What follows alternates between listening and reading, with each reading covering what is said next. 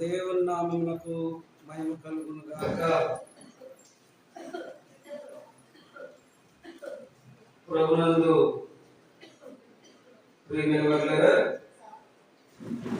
మనం ఇంతవరకు అంటే మొదటి ప్రార్థన, పాటలు, వాక్యం చదువుకుంట ఇవన్నీ పూర్తయ్యాయి. ఇప్పుడు వాక్యం కొరకు ప్రార్థన కూడా చేయడమైంది. నెమ్మదిగా నిమ్మలంగా భయంతో దేవుని వాక్యాన్ని జాగ్రత్తగా ధ్యానం చేద్దాం. దేవుడు ఆయన తన ప్రజలైన వారి ద్వారా పాత నిబంధనలో ప్రవక్తల ద్వారా మాట్లాడుతూ వచ్చాడు. రాజుల ద్వారా కార్యాలు జరిగిస్తూ వచ్చాడు. ప్రవక్తలతో మాట్లాడుతూ వచ్చినాడు. రాజులకు సూచనలు ప్రవక్తల ద్వారా తెలియపరుస్తూ రావడం జరిగింది. అయితే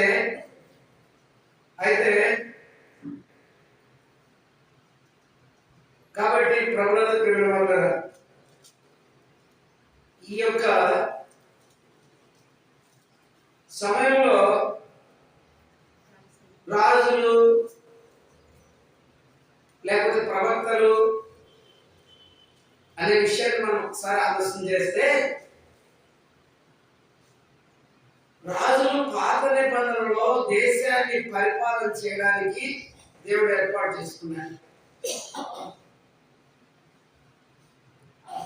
దేశాలను పరిపాలన చేయడానికి రాజులను ఏర్పాటు చేసుకుని ప్రవక్తల ద్వారా వారికి సూచనలు ఇస్తూ, ప్రవక్తల ద్వారా దేవుడు కార్యాలు జరిగిస్తూ ముందుకు నడిపించాడు. ఈరోజు రాజులు ఎవరంటే,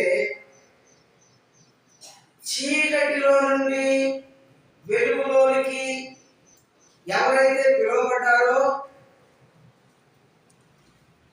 అర్థమైందా, వారే రాజులు. కార్యాలు చేయడానికి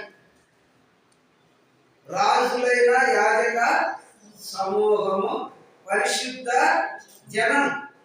చదువుకుంటే కాదు, అది కలిగి ఉంటే. అర్థమైందా? మళ్ళీ చదువుతున్నాను. చదువుకుంటే వింటే కాదు, అది కలిగి ఉంటే. ప్రవక్తలు ఎవరు? దేవుడు తన ఆత్మశాఖ ఎబ్రీ 1:1 ఉంటది. తన కుమారుని ఆత్మ ద్వారా మనతో మాట్లాడెను.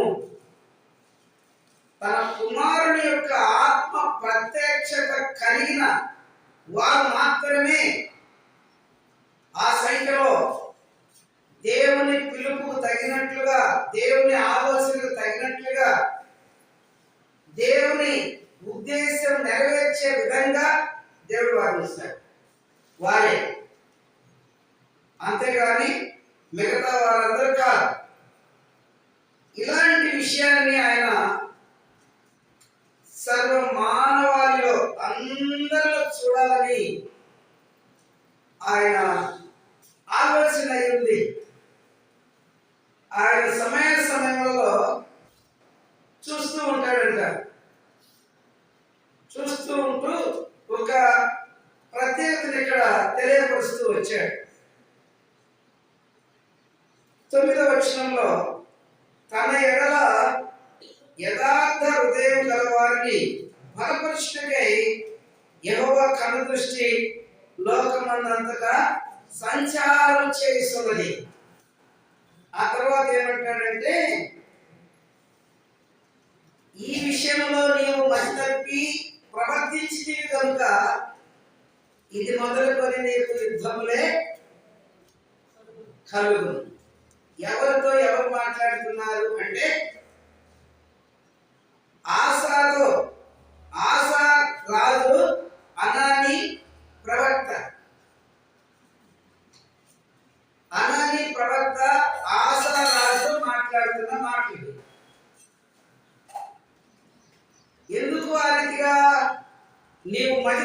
ప్రవర్తించితివి అని అనాల్సి వచ్చిందో తెలిసిన. మనం 8వ వచనంలో చూస్తే బహు విస్తారమైన రథములు, గుర్రపు రౌతులు, కూషీలు, లూబీలు గొప్ప దండెత్తి వచ్చింది కదా. అయినను నీవు యెహోవాను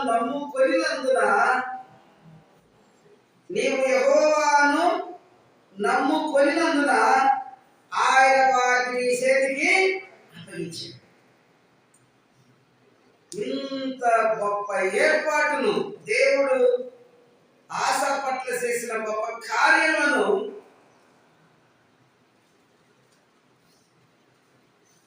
తగిన కృతజ్ఞత లేకుండా ఏం చేస్తూ వస్తున్నాడంటే మతి తప్పిన అనుభవాలు ఇక్కడ కనపడుతున్నాయి. మతి తప్పిన తర్వాత దోవదరిపోతారుగా. ఎవరన్నా నడుస్తూ వెళ్తున్నారు అనుకోండి, వారికి ఆలోచన పని చేయకపోతే వారి వెళ్ళాల్సిన వారు ఎనలేరు, తప్పిపోతారు. మతి తప్పిన వారు దోవ తప్పుతారు. రాజు కావచ్చు, యాజకులు కావచ్చు, ఈనాడు ఇంకెవరైనా కావచ్చు. ప్రవక్త అంటున్నాడు రాజుతో, నీవు మతి తప్పి ప్రవర్తించితివి. ఎలా తెలిసిన? దేవుని ఆలోచన బహుగా తెలియపరచబడి ఆశా మీదికి వచ్చిన అన్ని విషయములలో నుండి దేవుడు తోడుగా ఉన్నాడు. కారణం ఆశ దేవుని నమ్ముకున్నందున. కొంతకాలం నమ్ముకున్నాడు. ఇప్పుడు మనం ఆదికాండం 11లో చూస్తే, ఆదికాండం 11వ అధ్యాయంలో చూస్తే అక్కడ జనమంతా ఒక్కటే, భాషంతా ఒక్కటే, వారి పనులు చాలా బాగున్నాయి, వారు పనులు చేసుకుంటూ ముందుకెళ్తున్నారు. 4-5 వచనాల కింద మనం గమనిస్తే వారు ఏం చేశారో తెలిసిన? మనందరం ఒకటిగా ఉన్నాం కదా, మనందరం పనులు చేసుకోగలుగుతాం కదా, మనం చేసే పనికి ఎవరు ఆచార్పణ చేయగలుగుతారు అని ఎప్పుడైతే మనవరకు వెళ్ళారో స్వబుద్ధిని సంపూర్ణంగా ఆధారం చేసుకుంటూ ముందుకు వచ్చారు. ఆ తర్వాత 4-5 వచనాలు చూస్తే 11వ అధ్యాయానికి వాళ్ళ పనులన్నింటినీ, వాళ్ళ ఆలోచనలన్నింటినీ దేవుడు చూశాడు. చూసినప్పుడు వాళ్ళలో ఏం లేదు తెలిసిన? యథార్థత లేదు. వాళ్ళలో ఏం లేదు తెలిసిన? దేవుని భయభక్తి లేదు. వాళ్ళు ఏం లేదు తెలిసిన? మతి తప్పిన వ్యవహారాలు ఎక్కువ కనపడుతున్నాయి. ఆ కారణం చేత వాళ్ళందరూ అక్కడి నుండి ఏమయ్యారు తెలిసిన? చెదిరిపోవడం జరిగింది. రెండో మాట చదువుతున్నాను, మతి తప్పిన వారు దోవ తప్పుతారు, మతి తప్పిన వారు చెదిరిపోతారు. జాగ్రత్తగా అర్థం చేసుకోండి. కాబట్టి ప్రభునందు ప్రియమైనవారు, దేవుని కావలసిన దేవుని ఏర్పాటు ఈ ఉదయకాలం మనందరి పట్ల ఎలా ఉంది అంటే, దేవుడు నీకు చేసిన మేలును మరవకుండా ఎల్లప్పుడూ కృతజ్ఞుడవై, యథార్థపరుడవై, దేవుని భయభక్తులు కలిగి జీవితాన్ని సక్సెస్ చేసుకుంటా ఉంటే నువ్వు పొందాల్సిన మేలు పొందుతావు. అలా కాకుండా అర్థమైందా? హృదయంలో కాస్త మదించి కృతజ్ఞతను పోగొట్టుకొని మతి తప్పి త్రోవ తప్పితే చెదిరిపోతావు, చెదరగొట్టబడతావు. అంతే. అంటే నువ్వు పొందాల్సిన మేలన్నీ పోగొట్టుకుంటావు అని దాని అర్థం. కాబట్టి ఇక్కడ ప్రవక్త అంటున్నాడు ఎవరితో? ఆశారాజుతో.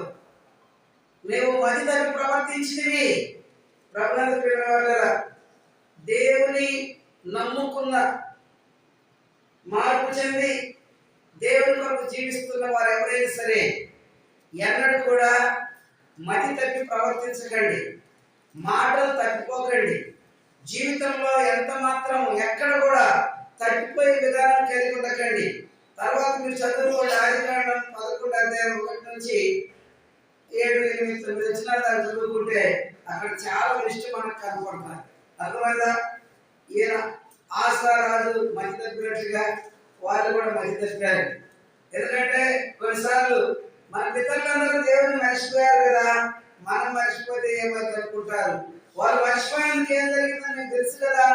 వారందరూ ఇష్టం లేకుండా, దేవునికి ఇష్టం లేకుండా ప్రతిదీ ఏం జరిగింది తెలుసు కదా. మరి మన పరిస్థితి కూడా అది కాదా? గుర్తుపెట్టుకోవాలి జాగ్రత్తగా. ఈ 2 దినవృత్తాంతం 16:9 ఉన్నటువంటి అద్భుతమైన మాటలు జాగ్రత్తగా గుర్తించండి. యెహోవా కనుదృష్టి భూలోకమంతా సంచారం చేస్తుంది. చాలా మంది అంటారు దేవుడు గంపంత కన్ను పెట్టుకొని చూస్తున్నాడని. సరే, అది వారి మాట, ఎవరితో పలికిన మాట, అది హృదయానికి చాలా మార్లు సంబంధం కలగదు. కారణం ఏం తెలిసిన, దేవుడు చూస్తున్నాడు అని తెలుసుకున్న వారు ఎవరైనా సరే చెడు చేయకూడదు కదా, తప్పు మాట్లాడకూడదు కదా, చెడు నడవకూడదు కదా. దేవుడు కన్ను పెట్టుకొని చూస్తున్నాడు అంటారు, తర్వాత చేయాల్సిన చెడు పర్మనెంట్ గా చేస్తూనే ఉంటారు. అంటే దాని అర్థం ఏంటి? నోరు పలికింది ఒకటి, హృదయం కలిగి ఉన్నది ఒకటి. రఘునంద ప్రజల వల్ల వాక్యం ఏం చెప్తుందంటే, మత్తయి సువార్త 5:37లో నువ్వు ఎవరైనా సరే అవునంటే అవును, కాదంటే కాదు అనే ఉండాలి, కానీ దానికి మించింది ఏదైనా కలిపితే మాట్లాడితే అది దృష్టి నుండి కలిగింది అని రాయబడింది. అంటే ఉన్నది ఉన్నట్లుగా ప్రవర్తించాలే తప్ప, విశ్వాసి ఎలా ప్రవర్తించాలో ఎరగాలే తప్ప, విశ్వాసిని చెప్పి ప్రవర్తించడం ఎరగకపోతే అదే ఇక్కడ చెప్పబడ్డది. అది దుష్టుని యొక్క ప్రవర్తన జీవితం అని బైబిల్ చెప్తుంది. ఉదయకాలం దేవుడి ఇంట్లో చేరి ఆయన ఆరాధించడానికి వచ్చిన ప్రభునందు ప్రియమైన వారులారా, ఎలా ఉండాలో తెలిసిన మన జీవితం అవునంటే అవును, కాదంటే కాదన్నట్లు ఉండాలి. మధ్యతట్టి ప్రవర్తన ఉండకూడదు. మళ్ళా చెబుతున్నాను, మధ్యతట్టిన వారు గౌరవుతారు, మధ్యతట్టిన వారు చెడగొట్టబడతారు, మధ్యతట్టిన వారు దూరమైపోతారు, దగ్గరికి పోతారు. ఇక మనం రోమిలకు రాసిన పత్రిక 3వ అధ్యాయం చూస్తాం కదా, 12-13 వచనాల్లో ఏముంది? రోమా 3:12-13 చదవండి. అందరూ కొందరు కాదు, అందరిలో లేదు. ఒకప్పుడు నా పరిస్థితి అది. ఒకప్పుడు త్రోవ తప్పి ఉంటుండగా దేవుడు తన కను దృష్టి ద్వారా చూశాడు. నీవు నేను అందరూ ఎరగాల్సి ఉంది. ఆయన తన కను దృష్టి ద్వారా పరిశీలన చేస్తున్నాడు. ఎవరైనా ఎక్కడైనా నా వైపు తిరిగి యథార్థంగా జీవిస్తారేమో, యథార్థత కలిగి ప్రవర్తిస్తారేమో, అట్టి వారిని ఇంకా బలపరచడానికి దేవుడి యొక్క కనుదృష్టి భూలోకమంతటా సంచారం చేస్తుంది. చాలా మందికి తెలియదు దేవుడు ఎంతమంది కంటే కొంతమంది అనుకుంటాడు. కాదు. అపోస్తుల కార్యంలో పరిశుద్ధుడైన పేతురు చెప్తున్నాడు, ఇదిగా 10:36 వచనంలో, యేసుక్రీస్తు ప్రభు అందరికీ, కొందరికి కాదు. భూలోకమంతటా ఆయన కను దృష్టి ఉన్నది. ఒకవేళ మనుషుడు ఒకవేళ నేను చేసేది, నేను మాట్లాడేది, నేను ఉండేది ఎవరు తెలుసు అనుకుంటాడేమో. ఒకసారి పరిశుద్ధుడు పౌలు ఎబ్రీయులకు రాసిన పత్రిక 4వ అధ్యాయం 13వ వచనంలో చెప్పాడు. చూడండి, అక్కడ చూడండి, కొత్త నిబంధనలో రాయబడిన మాట. ఈయన ఈ పరిశుద్ధుడైన పౌలు అంటుంటారు కదా, ఈయన ఎవరంటే బౌద్ధ మత నాయకుడు. ఆ దినాల్లో సౌలు సరిపడట్లుగా యాకోబు అంటే ఎలా మోసగాడన్నారో అలానే సౌలు ఎలా ఉండేవాడు తెలిసిన, బహుగా అనేకులను బాధించిన వాడుగా అక్కడ కనపడుతుంది. బాధించుట్లో మొదటివాడు సౌలు. ఈ రోజు దేవుని ప్రేమించుట్లో మొదటివాడు పౌలు. బాధించుట్లో సౌలు, ప్రేమించుట్లో పౌలు. ఈ రోజు నీ నా సంఖ్య ఏ సంఖ్యలో ఉందో, ఏ స్థాయిలో ఉందో ఒకసారి ఆలోచన చేయాలని ప్రభుత్వం మనవి చేస్తున్నాను. ఏం రాయబడింది?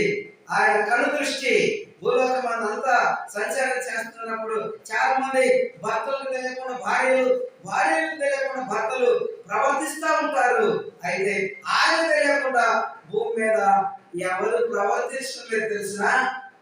తనలో ప్రతి ఎంట్రుక లెక్కింపబడి ఉందంట. ఒక్కటి కూడా ఆయన ఆలోచన లేకుండా, ఆయన తెలియకుండా రాలేదని రాయబడింది. నేను కాదులే, మేము కాదులే అనుకుంటారు కొంతమంది, తెలియదు. ప్రసంగి గ్రంథకర్త స్పష్టంగా తెలిసాడు, చెప్పాడు. వారికి తెలియదు అంతే. చదవండి అన్నమాట. ఏప్రిల్ రాసిన పత్రిక 4:13 మరియు ఆయన దృష్టికి కనబడని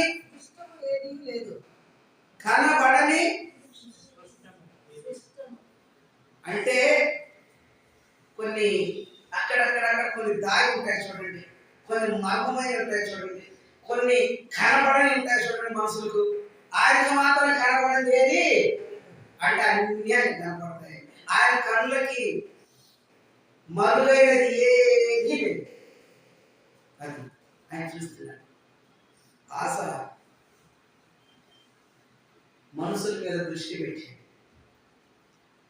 దేవుని నమ్ముకున్నంత కాలము, దేవుని వైపు ఉన్నంత కాలము గొప్ప గొప్ప రాజులు దండెత్తి వచ్చిన సమయంలో కూడా వారందరినీ దేవుడు ఆశ స్వాధీనంలో చేశాడు, స్వాధీనంలో ఉంచాడు, చేతికి అప్పగించాడు. ఆశ ఇష్టానుసారం కొనసాగాడు. ఎప్పుడైతే కృతజ్ఞత తగ్గిందో, ఎప్పుడైతే యథార్థత తగ్గిందో, ఎప్పుడైతే దేవుని మీద మనసు తొలగిందో, ఈ రోజుల్లో చాలా మంది యొక్క స్థితిగతులు కూడా అలానే ఉంటాయి. ఆరంభంలో ఒక రకం ఉంటుంది, కొద్దిన తర్వాత ఒక రకం ఉంటుంది, కొద్దిన తర్వాత ఇంకో రకం ఉంటుంది, ముదిలో పూర్తిగా వేరుగా ఉంటుంది. ఆశ పరిస్థితి మనకి ఇక్కడ కనపడతా ఉంది. అర్థమైందా? అందుకే దేవునికి కావలసిన ఎలాంటిదో అని ప్రవక్త ఈ మాటల ద్వారా తెలియపరుస్తూ వచ్చాడు. దేవుడు తన యథార్థవంతులను బలపరచాలని ఆయన ఆలోచన. మనం ఇంకో మాట చూస్తాం కదా, యోహాను సువార్త 4:3 అక్కడ ఎవరున్నారు తెలిసిన? యేసు ప్రభువు ఉన్నారు, తర్వాత ఇంకెవరున్నారు? సమరయ స్త్రీ కూడా అక్కడే ఉంది. అక్కడ వారిద్దరి మధ్యలో జరిగిన మాటలు చూడండి. 23 అయితే యథార్థంగా ఆరాధించువారు ఆత్మతోను సత్యముతోను తండ్రిని ఆరాధించు కాలం వచ్చేసింది. కొంతమంది ఉదయం సాయంత్రం దాకా మనకి ఎవరికి ఏమి ఇబ్బంది ఉంటుంది, హృదయానికి ఏం బాగుంటుంది, దాంట్లో మార్పు ఏముంటుంది? ఎలా ఆరాధించాలా? పెదవతో పొదుగులు ఆరాధనే పెదవత్తు పలికేది కాదు. ఎంతవరకు పలకాలంటే పలకాల్సినంత వరకు పలకాలి. అతిగా పలికితే ఏమైంది? మీకు మధ్య తెప్పినట్టు, మధ్య తెప్పితే అతిగా పలికి. ఆరాధించువారు ఆత్మతోను సత్యముతోను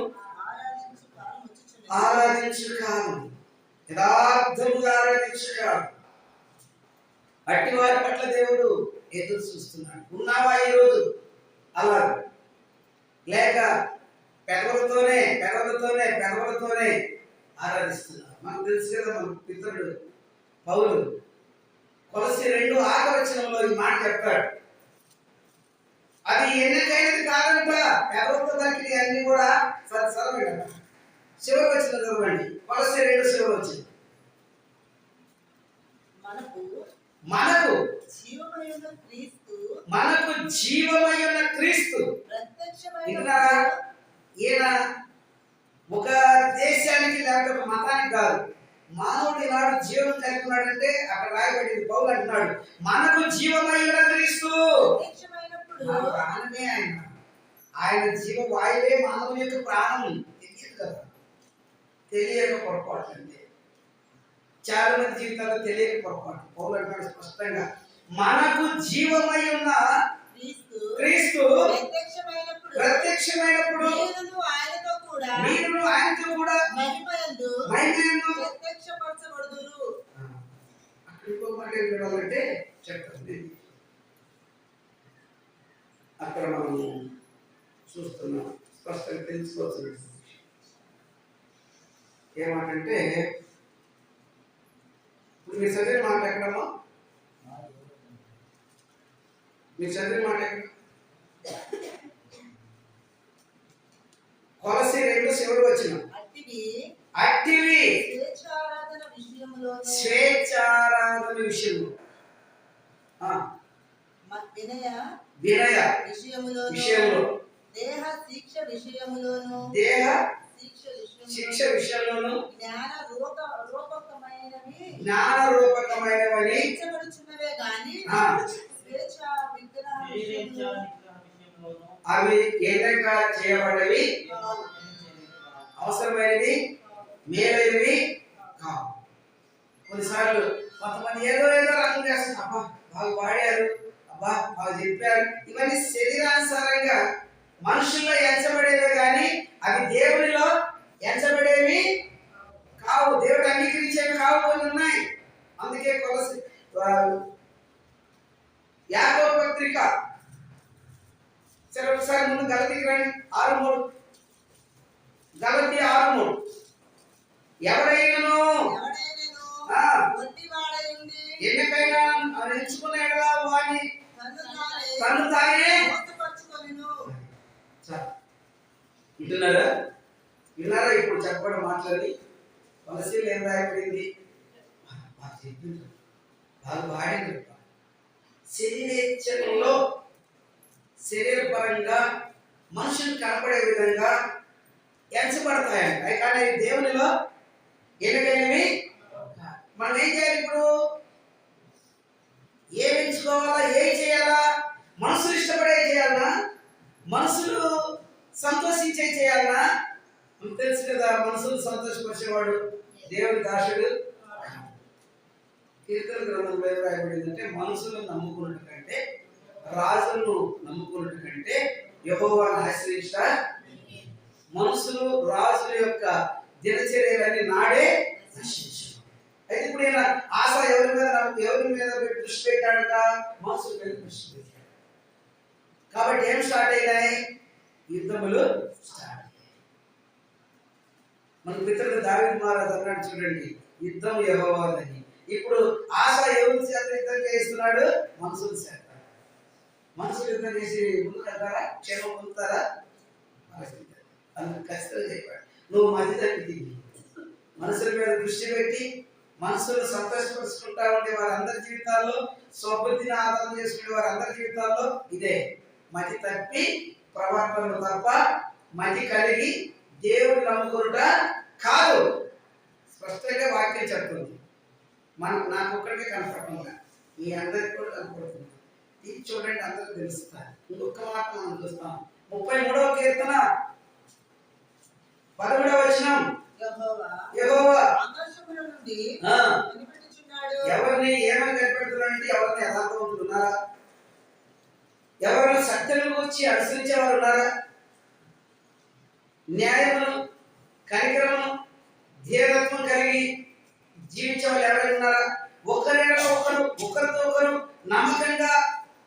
నమ్మకంగా మాట్లాడేవారు, నమ్మకంగా జీవించేవారు ఉన్నారా అని ఆయన ఆకాశంలో నుండి, ఆయన స్థలంలో నుండి, పరిశుద్ధ స్థలంలో నుండి,